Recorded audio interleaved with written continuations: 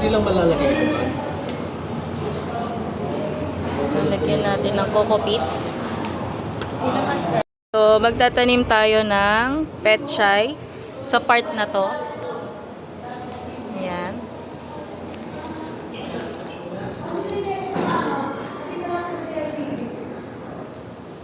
So, ang gagawin natin dyan para mapunla is sprinkle, sprinkle, sprinkle.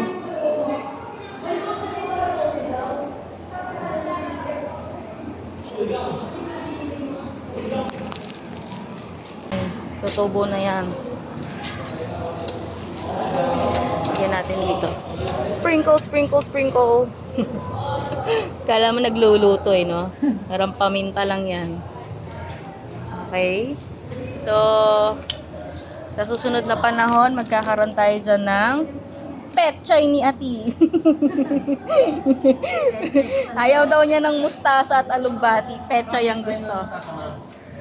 Ay, hindi naman sir sa ayaw ng... Ano ang alabati lang hindi ko gusto? Si Angkol at si Ati. So, yung mga nadadamo nila, nilalagay din nila ulit dito. Pechay versus mustasa. Ito, lalagyan din natin to ng labano sa tabi. Mga ilan lang.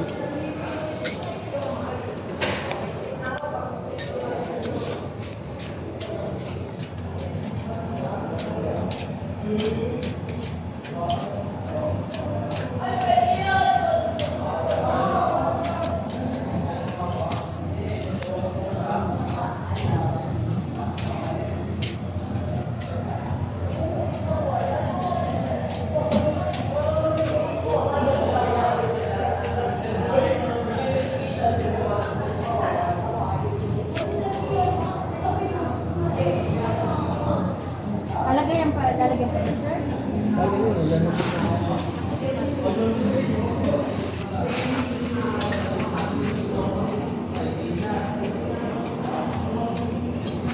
Hanggang dito yan.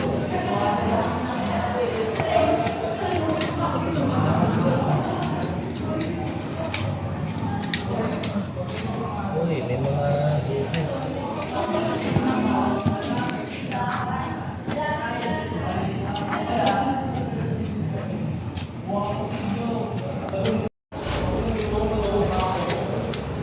Sarap na Siguro pag nawawala ka dito ka pumupunta. Hinahanap kita, bukas ang room. Wala ka naman. Tapos hinahanap ka ni Lolo. So, si Ati ay magpupunla ng mustasa sa sprinkle. Sana lang. Sprinkle, oh. O, yun, oh.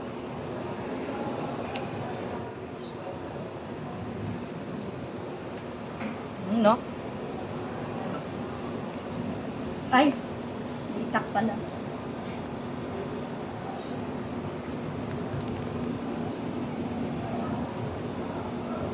Mustasa ka, aking mahal. Umubo ka, nakakaya sa kamay ko. Okay na. Si Ikaw na, Uncle. sir. Diyan ka sa tabi ng pader, sir. Parang pepper ko. Isha.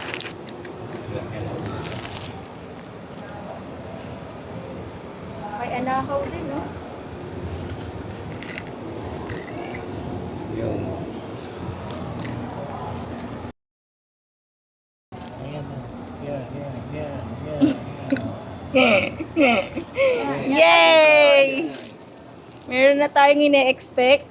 Alugbati at saka mustasa. Diligan natin.